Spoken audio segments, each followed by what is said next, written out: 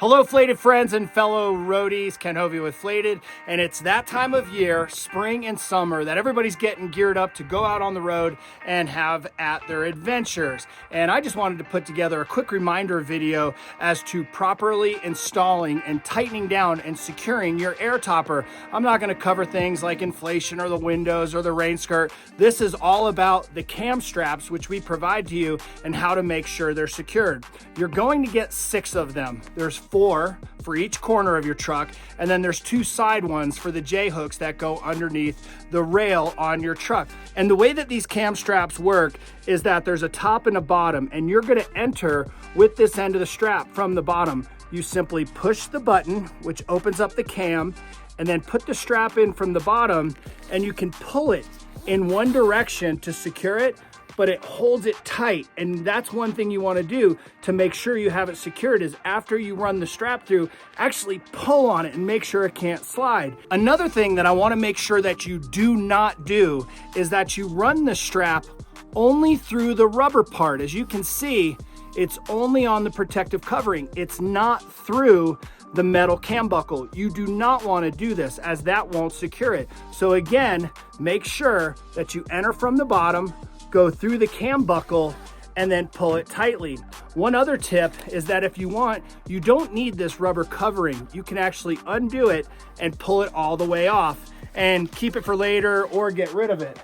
But I also wanted to show you once again, without the rubber covering on top, exactly how the cam buckle does work properly.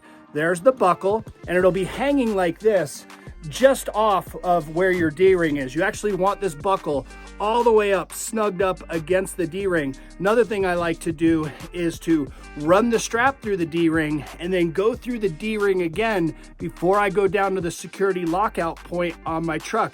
By keeping this high and out of the way, it keeps things in your truck bed from inadvertently hitting it. So once again, there's your buckle. It'll be hanging like this inside your truck topper. You push it, enter from the bottom, and then you don't even have to hold the button. You can just pull it and it'll snug things up. And then, as always, as I mentioned, make sure you test it, pull on it, and make sure that you have it the right way. Another thing that I like to do is, after I have it secured down there and tightened down, is I'll put a knot right below it. With this extra pigtail that you have, this is the bottom part. You can just simply go around the strap, and you'll see me doing it inside the truck itself, and you could put a knot behind the cam buckle, which acts as kind of a security backup, and you could put another knot in it. And again, just want to remind you, the proper way is to come from the bottom. You do not push the button, go from the top and in, because what happens, that's right, if I pull on it, it just simply releases. So one more time, you're gonna push that button, go from the bottom, let it go, pull it tight, and then, as always, pull on it and make sure that it's secured. You can even lift up on your topper and make sure that they're all locked out. And it is absolutely imperative that all 4 corners are locked down, and especially those front 2 ones. Put the strap through, wrap it around the D-ring, go around your security lockout point, go through the bottom of the cam buckle, pull it tight, test it, make sure that it's locked in place, and then tie that knot behind it, just as an added measure of security. We hope you have some awesome adventures this summer. We just want to make sure that you've got your topper secured on so that you can go out and have all the fun.